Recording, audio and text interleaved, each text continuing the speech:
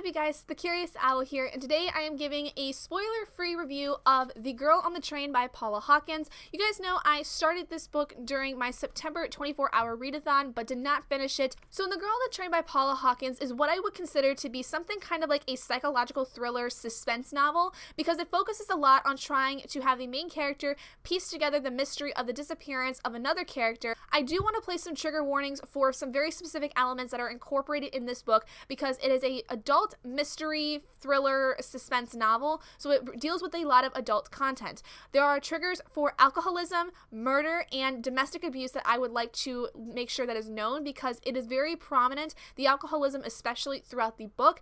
There is some domestic abuse that goes on, and just abuse in general that is going on in terms of not just physical but mental and emotional, and it is a huge part as to a lot of the mystery behind what happened to the girl that has disappeared in this book. So to get into the overall story of The Girl on the Train by Paula Hawkins, the main character Rachel is an alcoholic, and because she's an alcoholic, it ends up ruining her marriage and causes her to go into some very strong financial problems.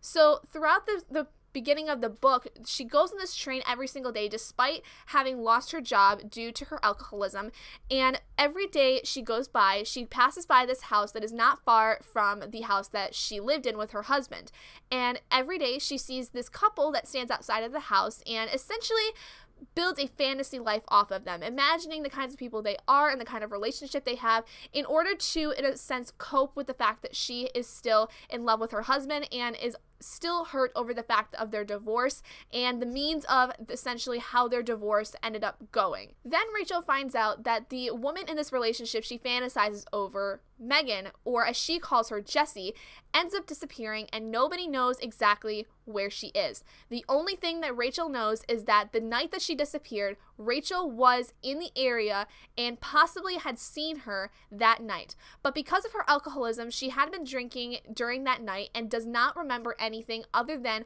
finding out she was beaten up and possibly the cause of Megan's disappearance, but she's not exactly sure. So throughout this book, she tries to piece together exactly what happened to Megan, or Jessie as she used to call her, and tries to figure out exactly what exactly happened to her and how she is connected to Megan, if there is any connection at all. One thing I do want to recommend to anyone who reads this novel is do not think that anyone in this book is innocent. Everyone has their own motives. Everyone has their own things about Megan that could have ended up actually causing her disappearance. So do not think that any single person in this novel that you meet is innocent. So the novel is built off of three perspectives over the course of the novel. There is the main character Rachel, who is essentially trying to figure out what has happened to Megan. Then we follow Megan's perspective throughout parts of the novel, where we learn a lot about her past and exactly how she gets to be where she is now, leading up to her supposed disappearance. Then there is a third perspective for the character Anna, who essentially is Rachel's ex-husband's new wife, who has a baby with him.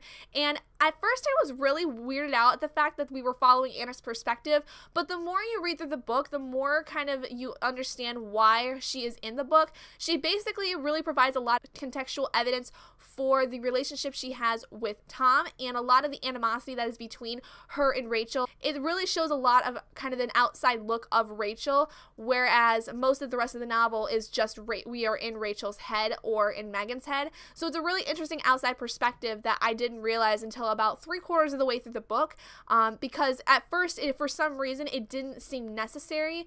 But like I said, the further you read into the book, the more you kind of understand what the purpose is, and there's a lot of information that is divulged through Anna's perspective about Rachel and about the relationship she has with Tom that is very, very helpful when it comes to piecing together exactly what happened in the very end of the novel. So in terms of the kinds of perspective, in terms of timeline, Rachel is essentially moving forward after the disappearance of Megan. She tries to piece everything together, so her timeline goes forward.